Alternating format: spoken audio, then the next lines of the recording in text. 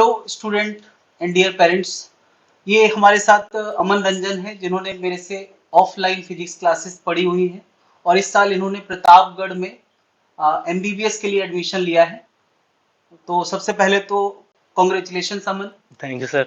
और अब कुछ अपने एक्सपीरियंसेस जो मेरे साथ हुए हैं, मेरे साथ जो क्लास को लेके एक्सपीरियंसेस रहे हैं, वो थोड़ा सा बताएं। सर काफ़ी जो भी काफ़ी अच्छा था सर जब आपके साथ हम पढ़े थे। सर हम उस टाइम पे जो हमारा फ्रेंड ग्रुप था, तो हम सब मोटिवेट होके सर के यहाँ आए थे, पढ़े थे।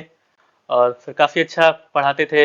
हम लोग जो बेसिक स्टार्टिंग का जो हम लोग का बैच था, सर ने मतलब स्टार्टिंग से हम लोग सर के यहाँ ही पढ़े थे। तो काफ़ी चैप्टर्स पढ़े थे, काफ़ी अच्छा लगा था सर के मॉड्यूल वगैरह।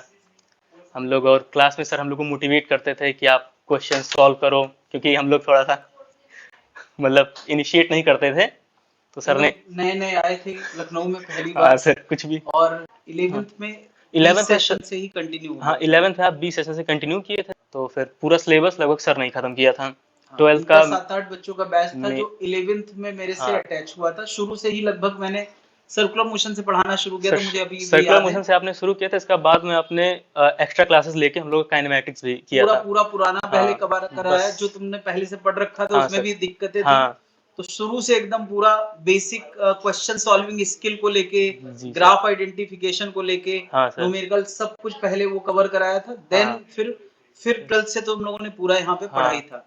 तो सर तो 2 साल हम्म, इन्होंने मेरे से एजुकेशन लिया है 11th और 12th में। 11 बस फिर बी। इन्होंने हाँ, ड्रॉप भी लिया, उसके बाद ही इनका एडमिशन हुआ है और इस बार ये ज्वाइन करने जा रहे बीच हैं। में बस केवल वही बोर्ड्स वाला वही कोलाइड किया था लास्ट में, क्योंकि स्कूल वाले प्रेशर बना रहे थे कि हम्म। आप तो आइए। अच्छा, और जो बच्चे तैयारी कर रहे हैं नीट हाँ, की, उनके लिए कुछ अपने एक्सपीरियंसेस बताना चाहें तो बताएं जरा। सर सबसे बड़ा डिस्ट्रैक्शन डिस्ट्रैक्ट ना होइए, केवल अपने अपने मतलब आप लक्ष्य पे ही ध्यान दीजिए, और फिजूल की चीजें नहीं, बस पढ़ाई और बस पढ़ाई, तो ऐसा क्या ईमानदारी से। डिस्ट्रैक्शन आपके साथ हुआ है जिसकी वजह से ऐसा लग रहा है कि हाँ कुछ डिस्ट्रैक्शन हुए हैं जिसकी वजह से थोड़ा टाइम ज्यादा लग गया।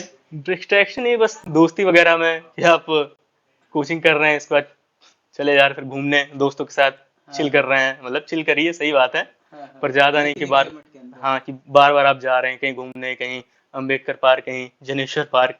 हाँ। तो थोड़ा सा मतलब माता पिता को ध्यान में रख के पूरा फोकस करिए, थोड़ा एक्स्ट्रा चीजें भी पढ़िए, क्योंकि नीट में इस बार जैसे आपने देखा, जैसे कि एनसीईआरटी सिलेबस तो एनसीईआरटी का ही है, जैसे बायोलॉजी में ही देखें, लेकिन कुछ चीजें ऐसी थी जो एनसीईआरटी में नहीं है पर वो भी सर आई थी, जैसे कि पीसीआर पॉलीमरेज चेन रिएक्शन, वो पढ़ा ही नहीं गया था कभी। और मैं पूरा, मुझे लगता था कि बायो तो एनसीईआरटी के बाहर आ ही नहीं सकता है, तो सर मैंने पूरा पूरा बायो ही केवल एनसीईआरटी पढ़ता गया, लेकिन थोड़ा गलत किया था कि थोड़ा एक्स्ट्रा चीजें भी पढ़ना जरूरी है। जो टीचर्स पढ़ाएं, अक्सर हम लोग कह देते हैं, जब टीचर पढ़ाते हैं कुछ एक्स्ट्रा, तो हम लोग कह देते हैं अरे ये क्या बेकार की चीजें हैं, लेकिन इस बार जिन बच्चों ने वो किया होगा उसको काम आया होगा।